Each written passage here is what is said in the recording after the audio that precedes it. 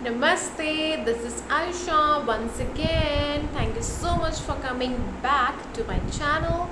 And this channel is all about healing you, healthy you, wealthy you, brain wise और हर तरीके से, यानी knowledge भी देंगे आपको, ब्यूटी भी देंगे और आपको बहुत सारी ऐसी चीज़ों के बारे में आपको ज्ञान देंगे जहाँ पे आपको सच में ज़रूरत है समझने की, अपने आउटसाइड वर्ल्ड को, अपने इनसाइड वर्ल्ड को और ऐसे वर्ल्ड को जो कि नहीं भी है लेकिन ऐसा वर्ल्ड है जो कि आपके सैक्रल चक्रा या फिर आपके एक मेटाफिजिकल वर्ल्ड को रिप्रेजेंट करता है। तो ये जो चैनल है ये आपको देता है योगा का ज्ञान, मेडिटेशन का ज्ञान, यूनिवर्स को समझने का ज्ञान, एस्ट्रोलॉजी को समझने का ज्ञान, टैरोट को समझने का ज्ञान, what actually all crystals and all, और लाइफ में कितनी सारी ऐसी चीज़ें हैं जो आपके सराउंडिंग्स में हैं, चाहे वो अच्छी हैं बुरी हैं, पर क्यों होती हैं और हम कह देते हैं कि कोई बात नहीं, कट गया टाइम, लेकिन कर्मा है तो कर्मा क्या है, और बहुत सारी चीज़ें हैं। तो उसी सारी चीज़ों को लेकर एक टॉपिक मैं आज लेके आई हूँ जो कि मैरिज के ऊपर है। यस, मैरिज यानी शादी। अब शादी के ऊपर टॉपिक मैं इसलिए लेके आई हूँ क्योंकि बैठे बैठे मैं सोच रही थी कि सोचते सोचते जैसे मेरी शादी का भी अगर टाइम आ रहा है, I have no idea when it is going to come, but एक चीज़ मैंने देखी है कि जितने मेरे फ्रेंड सर्कल में शादी हुई है, जितनी मेरी फैमिलीज़ में शादी हुई हैं, चाहे वो मेरे कज़न्स हों, चाहे वो मेरे ताया हों, चाहे वो मेरी अलग फैमिली के रिश्तेदार हों, या मेरे पेरेंट्स हों, या मेरे ननिहाल के दादी के रिश्तेदार हों, बहुत सारी फैमिलीज़ में जो शादियां होती हैं, तो शादियां एक्चुअली रिप्रेजेंट क्या करती हैं आपकी लाइफ में, रिप्रेजेंटेशन क्या होती है, शादी आपकी लाइफ में कितना बड़ा एक रोल प्ले करती है। तो मैरिज को लेकर आज मैं कुछ बातें करने जा रही हूँ, और मैरिज से कर्मा से रिलेटेड कैसे है, तो बस आज उसी के बारे में थोड़ी सी हम बात करेंगे। चलिए शुरू करते हैं। हम जब भी बात करते हैं शादी के बारे में, तो शादी से रिलेटेड हमें एक चीज़ सबसे पहले नज़र में आती है कि भाई हमारी शादी होगी, किसके साथ होगी, कैसी होगी, और फिर हम जाते हैं पंडित जी के पास। अगर लव मैरिज का केस नहीं है, यानी कि अगर आपको कोई पसंद नहीं है और अगर आप शादी करना चाहते हो डायरेक्टली, तो पंडित जी के पास जाओगे। आपके पेरेंट्स जाएंगे, कुछ तो अगर दिलेर हैं तो डेफिनेटली वो जाएंगे और उनसे पूछेंगे कि मेरी शादी कब है, मेरी एज हो गई है और मुझे कोई जीवन साथी चाहिए जो भाई मेरे साथ रहे, मेरी बात सुने, राइट। और उसके अलावा भी बहुत सारे ऐसे काम जिनके साथ आप उनको मिल बांट के करना चाहें, बिजनेस हो, चाहे पार्टनरशिप हो, या लाइफ में आगे ग्रोथ हो, या आपको हर समय पर एक साथ आपका साथ देना। मैं सिटी में हूँ guys, so sorry for that. Okay, सारी जो चीज़ें हैं वो आपको मिल जाती हैं जब आपका लाइफ पार्टनर आपके साथ होता है। तो आप जाते हैं पंडित जी के पास, या तो भेजते अपनी फैमिली में से अपने पेरेंट्स को या किसी को। तो आपके जो पंडित जी हैं घर के, या कोई भी एस्ट्रोलॉजर, वैसे आजकल हर जगह ही हैं, जैसे मैं भी हूँ, मेरे पास भी आ सकते हैं आप। ओके, सो वो जाते हैं बात करने के लिए कि हमारी शादी के बारे में हमें कुछ बताइए, थोड़ा ज्ञान दीजिए। तो वो आपको बताते हैं कि भाई आपकी शादी में आपका जो लॉर्ड है 7th हाउस का, वो कहाँ पे बैठा है। ओके, सो जब भी आप एस्ट्रोलॉजर के पास जाते हो तो फिर वो आपको क्या बताता है कि जैसे सपोज़ करो कि अगर आप कोई मेल गया है, जैसे सपोज़ करो मेरा भाई जाता है वो नटबड़ा दिखाने के लिए, सो वहाँ पे आपका वीनस चेक किया जाएगा कि आपकी कुंडली में जो वीनस है वो कहाँ पे है। फॉर बॉयज़ इट्स वीनस, जो कि कारक होता है आपकी वाइफ का, और प्यार का कारक भी है आपकी लाइफ में, रोमांस का कारक भी है, but for main it is Venus. और अगर वुमेन कोई जाती है तो इट्स जुपिटर, जो कि देखा जाता है, और कुछ एस्ट्रोलॉजर्स के according it's sun. Okay, but it's also like कि आपका जो 7th लॉर्ड है उसको भी देखा जाता है कि आपका जो पार्टनरशिप का हाउस है वो कैसा जाएगा, किस तरीके से जाएगा। ओके, 7th हाउस सबसे पहले इसलिए देखा जाता है क्योंकि वो आपके कारक होता है कि आपका जो भी हस्बैंड या वाइफ जो भी होगा, एग्जैक्टली पता करने के लिए उसका प्रोफेशन वो किस टाइप का होगा, उसका नेचर कैसा होगा, और आपके प्यार को, आप कंफर्ट को, आपकी लाइफ में आपकी केयर कैसे देखी जाती है, वो देखी जाती है जुपिटर, सन और वीनस के साथ। ओके, और प्यार हमेशा देखा जाता है वीनस के साथ, दोनों कुंडलीज में। Okay, so there are lot of things जो कि एस्ट्रोलॉजी और कुंडली में देखी जाती हैं। ठीक है, सो अगर सपोज करो कि जैसे मेरा भाई या कोई भी लड़का जाता है अपना कुंडली दिखाने के लिए, तो वो वीनस चेक किया जाएगा। अगर वीनस सपोज करो कि एक अच्छे हाउस में है, अच्छी प्लेसमेंट है, उसके अगर 4th में है वीनस, 2nd में है वीनस, 1st में है वीनस, आपके 5th में है, 9th में है, 10th में है, 11th में है, 12th में है, तो एक अच्छी प्लेसमेंट मानी जाएगी। बिकॉज यहाँ पे वीनस बहुत ही अच्छा प्लेस्ड होता है और यहाँ पे वीनस काफ़ी आपको लग्जरियस लाइफ देता है। आपकी वाइफ बहुत अच्छी होती है, आपकी लाइफ में शादी के बाद अच्छा एक स्कोप आता है कि येस आपकी लाइफ में अगर देखना है कि अगर आपकी शादी के बाद अच्छा आपका भाग्य उदय होगा या नहीं, तो वीनस 9th हाउस में बहुत अच्छा रहता है, वीनस 10th हाउस में भी बहुत अच्छा रहता है, वो बिजनेस पार्टनरशिप बहुत स्ट्रॉन्ग रहती है। Venus in the 7th house also very good. But जब भी अगर हम देखते हैं तो अगर 7th हाउस में अगर कोई प्लैनेट प्लेस्ड होता है तो वो थोड़ा सा हैवी हो जाता है। अगर वो खाली है ना प्लेस, तो एक अच्छा कैलकुलेशन साइन साबित होता है, क्योंकि वहाँ पे आप अपने हिसाब से चीज़ों को सेट कर सकते हो। It's a very good placement कि अगर आपका अपना ही उस हाउस का जो लॉर्ड होता है वहाँ नहीं है, तो वहाँ पे कुछ चीज़ें बदल जाती हैं। इससे क्या होता है ना कि इससे आप अपने हिसाब से चीज़ों को अंडरस्टैंड करते हो, लेकिन उस हाउस को कोई देख रहा है या नहीं। सपोज को अगर मून वहाँ पे बैठा देख रहा है, तो मून कारक होता है कि आपके सोच विचार का, आपके माइंड का, आपका दिमाग किस टाइप से चल रहा है, आपका जो माइंड है वो किस दिशा में लेके जा रहा है। अगर आपका माइंड ठीक है, अगर आपका माइंड अफ्लिक्टेड नहीं है, then it's a very strong chances कि आपकी लाइफ में आप दिमाग से हर चीज़ लोगे और दिमाग से हर चीज़ करोगे। और आपका जो प्लेसमेंट अगर सपोज करो वीनस का अगर 9th में है, अगर 4th में है, अगर केंद्र त्रिकोण में बन रहा है, केंद्र त्रिकोण में, तो ये बेस्ट प्लेसमेंट मानी जाती है। ओके, अब हम देखते हैं कर्मों के साथ इसका क्या कनेक्शन है। अब कर्मों से कनेक्शन होता है कि लाइफ में बहुत सारे आपके पास एक चीज़ें आपके पास आती हैं कि इसकी तो लव मैरिज हुई है। अब लव मैरिज के जो कारक होते हैं वीनस का हो जाता है 5th हाउस से, 1st हाउस से भी हो जाता है, 9th हाउस से भी हो जाता है। तो ये कारक होता है कि आपका लाइफ में लव मैरिज के जो स्कोप है, चांसेस है, बहुत स्ट्रॉन्ग बन जाते हैं। इनसे आपका एक कैपेबिलिटी बन जाती है कि यस आप लाइफ में आपको एक दिलेरपन आ जाता है कि यस आप ये चीज़ में जा सकते हो और आप ये चीज़ कर सकते हो, ठीक है। लेकिन आपकी शादी हो गई है, लेकिन आपकी शादी सक्सेसफुल रहेगी कि नहीं रहेगी, वो डिपेंड करता है कि आपके ऊपर एस्पेक्ट कौन से प्लैनेट्स का, और जो हाउस है उसका लॉर्ड कहाँ पे है, उसकी प्लेसमेंट कहाँ पे है। और सक्सेसफुल होने का मतलब ये भी होता है कि आपका माइंड कैसा है, आपका हार्ट कैसा है, दिल और दिमाग दोनों सही रहने चाहिए, और आपकी सराउंडिंग्स कैसी हैं, बाकी चीज़ें कैसी हैं वो डिपेंड करता है, ठीक है। बहुत सारे सिचुएशंस ऐसी आती हैं, सपोज जैसे मैं आपको एग्जांपल देती हूँ कि मेरी फैमिली में कुछ लव मैरिजेस हुई हैं जो कि कुछ अच्छी नहीं गई हैं।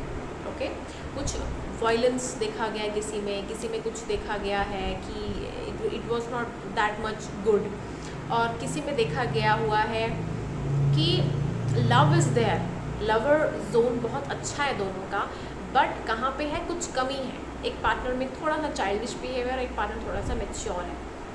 कुछ चीज़ें ऐसी देखी गई हैं, but still they are happy. एक सेक्सुअल इंटरेक्शन वहाँ पे बहुत स्ट्रॉन्ग था, that is why they are very much close, और अभी भी हैं। आपका जब भी आप देखना चाहो कि आपकी जो लाइफ में टिकना है, तो आपका एक सेक्सुअल एक बिहेवियर, आपका माइंड बिहेवियर और दिल से जो कनेक्शन होता है, जैसे वीनस का कनेक्शन बहुत जैसे कहते हैं, क्योंकि वो सेक्सुअल कनेक्शन बहुत स्ट्रॉन्ग उससे बन जाता है। दैट इज़ वाई जो आपका बेड प्लेजर्स होता है एस्ट्रोलॉजी कुंडली में, वो आपका 12th हाउस से देखा जाता है। तो 12th हाउस अगर आपका जैसे, इसलिए शुक्र वहाँ पे उच्च का माना जाता है, दैट इज़ वाई।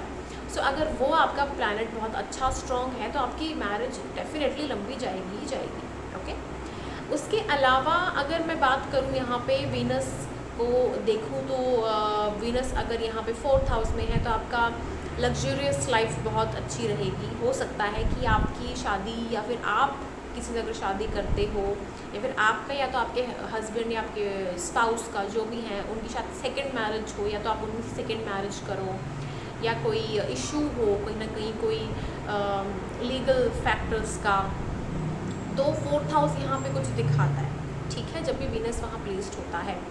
उसके अलावा यहाँ पे मैं देखती हूँ कि अगर वीनस आपके 10th हाउस में प्लेस्ड होता है तो 10th हाउस में प्लेसमेंट आपकी हो जाती है कि आपकी लव और arrange, love cum arrange type of situation आ जाती है। जैसे सपोज करो कि अगर वीनस उत्तराषाढ़ में है तो उत्तराषाढ़ अगर 9 और 10 का बनता है तो लव कम अरेंज मैरिज को वो ज़्यादा दिखाता है, यानी कि आपकी लव भी है अरेंज भी है, type of like I mean you are satisfied. ठीक है, सो जैसे मैं अपनी फैमिली में बता रही थी कि किसी की लव मैरिज हुई है, some were happy, some were not happy. कुछ शादियाँ ऐसी हैं कि यहाँ पे कुछ एक फ्रेंडली सर्कल बन जाता है कि फ्रेंड्स की तरह रहते हैं। कुछ शादियाँ ऐसी होती हैं कि वो फैमिली के लिए शादी करते हैं, जिस for the sake of family, लेकिन उनका मेन अटेंशन कहाँ पे होता है, अपनी लाइफ में करियर गोल्स, ओरिएंटेशन, ये सारी की सारी चीज़ों को देखना। कुछ बच्चा चाहते हैं इसीलिए वो शादी करते हैं। कुछ का प्यार नहीं होता है, कुछ की शादी पहले ही टूट जाती है तो दूसरी शादी करते हैं just to make sure that कि वो हैप्पी रहें। कुछ की लाइफ में ऐसा सिचुएशन आता है कि रिलेशनशिप में उनको रहना पसंद नहीं होता है, कुछ गेस होते हैं, कुछ अलग अपने रीजंस होते हैं। तो जैसे कुंडली में, एस्ट्रोलॉजी चार्ट में आपका सब कुछ देखने को मिल जाता है कि यस आपकी शादी कैसी जाएगी। कुछ लोग बहुत सारी चीज़ों के बारे में बताते हैं, कुछ लोग सिर्फ अपने ध्यान में होते हैं, डिप्रेस जोन में होते हैं, अपने रिसर्च फील्ड में होते हैं। कुछ लोग I mean there are lot of things जो मैं आपको एक्सप्लेन कर सकती हूँ, बट यहाँ पे मैं आपको बताना चाह रही हूँ कि जब भी आप अपनी मैरिज के बारे में बात करते हो, मैरिज होना एक बहुत बड़ी चीज़ है, क्योंकि आप पैदा हो चुके हो, वो आपका कर्म है सबसे बड़ा कि आपको कोई ना कोई लाइफ पर्पस फॉलो करना है, सीखना है, समझना है। ठीक है, आपका जब भी ऑपोजिट होता है तो वो होता है आपका लाइफ पार्टनर, एस्ट्रोलॉजी में भी और वैसे भी, क्योंकि आपका सेकंड जन्म हो जाता है तब जब आपकी शादी होती है। तो जब आपकी शादी होती है तो आपको बहुत एक चीज़ होती है कि आपकी लाइफ में जो भी इंसान अब आए तो ऐसा है कि आपको हैप्पीनेस दे या तो आपको कुछ सिखाए, समझाए। तो ये बहुत सारे फैक्टर्स होते हैं। तो जब भी आपकी लाइफ में कोई इंसान आता है तो फिर वो आपके कर्मास बन जाते हैं, यानी कि आपके कर्मों के साथ वो ऑटोमेटिकली जुड़ जाता है। तो आपके कर्म लिखे ही होते हैं तभी आपकी शादी होती है। यस, ऐसा होता है कि आपके कुछ कर्म हैं, अच्छे हैं, बुरे हैं, जो भी हैं, लेकिन आपके कर्म है, दैट इज़ वाई आपकी शादी हुई है। तो यानी बहुत सारी वैरायटीज़ जो हैं यहाँ पे देखने को मिलती हैं लोगों की, तो उनकी शादी इसलिए हुई है, राइट। और कुछ लोगों की अगर शादी नहीं होती है तो उनकी कोई कर्म नहीं है, दैट इज़ वाई वो सिंगल हैं, अलोन हैं, they are happy, not happy, I have no idea. Sometimes वो अपने हिसाब से लाइफ को जीते हैं। मैं भी सोचना चाहती हूँ, समझना चाहती हूँ कि उनको हीलिंग किस टाइप से मिलती है जब वो बिना शादी के इतने साल गुजार लेते हैं। जब मैं अपने आस सराउंडिंग्स में देखती हूँ कि अगर कोई 60 या 70 या 80 ईयर्स का जो एक ओल्ड व्यक्ति है घूम रहा है, उसकी वाइफ का देहांत हो गया 5-4 साल पहले या 2 साल पहले, तो उनकी जो लाइफ है वो ऐसी बन जाती है कि जैसे वो पहले थे, पहले इन द सेंस जैसे वो शादी के पहले थे। तो उनकी लाइफ में ऐसा एक चेंज आ जाता है, लाइक घूम के जैसे होता है ना, बिल्कुल वैसे बन जाते हैं। तो उनकी लाइफ सर्कल भी ऐसी है, यानी कि उन्होंने अपना एक कर्म पूरा कर लिया, एक कर्म काटा, दूसरा कर्म जिया, फिर तीसरे कर्म में गए। तो देयर आर लॉट ऑफ कर्मास इन योर लाइफ। तो यानी कि आप अपनी लाइफ में आते हो, देन आपकी लाइफ में कोई नया लोग आता है, नए इंसान आते हैं, और उसके बाद फिर आप किसी और के साथ जुड़ते हैं। फॉर एग्ज़ाम्पल किसी का मैसिव ब्रेक हार्ट हो गया है, वो आपकी लाइफ में एक स्ट्रगल था, वो आपकी लाइफ में एक पोजीशन थी और अच्छी चीज़ नहीं थी, और ऐसी चीज़ थी कि जहाँ पे यू फील लाइक कि ये क्यों हुआ, कैसे हुआ, लेकिन उसमें आपने बहुत कुछ सीखा। ठीक है, तो आपने वो चीज़ सीख ली है, अंडरस्टैंड कर ली है, अब आप उसमें से आगे कैसे गुजरोगे। उसी तरीके से अगर आप कहीं बहुत टाइम से कपल हो, शादी कर लिया है और 80 साल के हो गए हो, 90 ईयर्स के हो गए हो, और अचानक से आपकी लाइफ में वो पार्टनर चला जाता है, तो वो एक फीलिंग कैसी होती है एक बिछड़ने की। तो it's like that thing, right. तो वो चीज़ों को भी आपको समझना, अंडरस्टैंड करना होता है। यानी कि आपकी लाइफ में इट्स ऑल अबाउट कर्मा। आपकी लाइफ में कोई भी इंसान आता है, वो आपकी लाइफ में आता है। तो marriage it's also like your Karma. आपकी लाइफ में किसी ने आना है, कोई अपना कर्म पूरा करना है, और किस तरीके से करेगा, जैसे मैंने आपको पहले डिस्क्राइब किया था, एक्सप्लेन किया था। चाहे वो फ्रेंडली जोन में हो, चाहे वो आपकी हेल्प करने की जोन में हो, चाहे आपको बढ़ाने की जोन में हो, चाहे आपको गिराने की जोन में हो, there are lot of things. आपका भाग्य उदय अगर शादी के बाद होता तो कैसे होता है, लग्जरियस लाइफ होती है, कैसी होती है, बहुत सारी चीज़ें होती हैं इनमें शामिल। और अगर आप अपने लिए शादी कर रहे हो, यानी कुछ लोग अपने लिए भी शादी करते हैं, तो ये सारे फैक्टर्स इसमें जमा हो जाते हैं, डिपॉजिट हो जाते हैं। तो यही तो होती है लाइफ। मुझे 111 दिख रहा है गाइस, अपनी विशेस आप पूरी कर सकते हैं 111। ओके, सो ये था आज का वीडियो जो मैंने सोचा कि थोड़ा सा बना लेती हूँ, because I really feel like कि जब भी मुझको टॉपिक मिलता है कुछ ना कुछ अगर आपको हीलिंग देने के लिए, तो मैं वो थोड़ा सा एक्सप्लेन कर देती हूँ। तो मैंने आज मैरिज के बारे में थोड़ा सा बताया। सो मैरिज से रिलेटेड कोई और प्रॉब्लम्स नहीं होंगी आपको, क्योंकि ये छोटी छोटी चीज़ें आपको लाइफ में इसलिए बताना ज़रूरी है क्योंकि हम भूल जाते हैं कि इट्स अबाउट आवर कर्मास। हमारे कर्म ऐसे होते हैं, दैट इज़ वाई हमको वो पूरे करने पड़ते हैं। सबसे बड़ी बात क्या है कि अगर आप इस परिस्थिति में रहकर, अगर बुरी परिस्थिति में रहकर भी उस चीज़ को अच्छे से करते हो, तो आपकी लाइफ स्माइल के साथ करते हो, तो आपकी लाइफ स्माइल ही रहती है। आपको बुरा फील कभी होता नहीं। और जब आप बुरा फील करना भूल जाते हो, तो सामने वाला भी आपको कभी भी उस हिसाब से रखेगा ही नहीं, क्योंकि उसको फील अपना आप हो जाएगा कि ये बुरा तो कोई फील करेगा ही नहीं। तो यानी कि खुद ना खुद एक चेंजर आना शुरू कर दो। कितनी बुरी परिस्थिति हो, बी हैप्पी, बी पॉजिटिव, और दूसरों को पॉजिटिव रखो अपने ही हिसाब से, अपने ही लाइफ से, अपने ही एक्टिविटीज़ के साथ, बी पॉजिटिवनेस के साथ, और हीलिंग करते रहो अपनी लाइफ में। हील जब तक नहीं करोगे तब तक आगे कैसे बढ़ोगे, right? So all the best for your life, and I hope कि ये वीडियो थोड़ा सा छोटा सा चीज़ था, थोड़ा इन्फॉर्मेशन मैंने शेयर की थी, ताकि आपको मैं टाइम टू टाइम हील करती रहूँ छोटी छोटी बातों को लेकर भी। और कुछ लोगों की 2-2 3-3 शादियाँ हो जाती हैं, चलती नहीं हैं, वो भी कर्म ही होते हैं। अब जैसे ये जो उंगली है ना, यहाँ पे बहुत सारी लाइंस होती हैं, जो कहते हैं कि लाइंस बहुत सारी होती हैं तो अभी पार्टनर्स होते हैं, मल्टीपल शादियाँ बहुत होती हैं। हाँ, ऐसा होता है, पार्टनर्स या शादियाँ बहुत मल्टीपल होती हैं, तो बच्चे भी ऐसे होते हैं कि आते हैं जाते हैं आपकी लाइफ से। It's all about your karmas.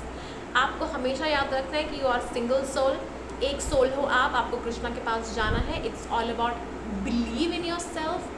आपको जाना है और आपको जो भी कर्म है आपको अपने काटने हैं, पूरे करने हैं, रोना धोना, येस आई नो। सो अगर ऐसा कुछ फीलिंग आए तो ये वीडियो ज़रूर देख लें आप, क्योंकि उसके बाद फिर आपको वो फीलिंग आना बंद हो जाएगा। ओके, अगर आपको थोड़ा बुरा फील होता है ना, तो एक चीज़ है, आप उसको चांट करते रहो। 1 मिनट तक करो, 5 मिनट्स तक करो, 3 मिनट्स तक करो, ऑटोमेटिकली ना आपको फीलिंग अच्छी आ जाएगी। और वो ये है, थांबा थांबा थांबा थांबा थांबा थांबा थांबा थांबा थांबा थांबा थांबा। ये वर्ड आप गुनगुनाओ, बोलो, उसके बाद आप देखो अपनी जो रूटीन है, आपकी जो चक्रास हैं, किस टाइप से आपको फीलिंग देते हैं, ठीक है? उसके बाद फिर देखना और मेरी नेक्स्ट वीडियो का इंतज़ार करना। Thank you so much guys for listening, and this is Ayusha again. I'm telling you and thanking you for subscribing my channel, liking it, and do comment it. अगर आपको कोई चीज़ पसंद नहीं आती है तो do comment, आती है तो तब भी आप कमेंट करें। And thank you so much for watching it. And मैं नए नए टॉपिक्स आपके लिए लाती रहूँगी। और हरे Krishna to all of you. Do share, lots of blessings.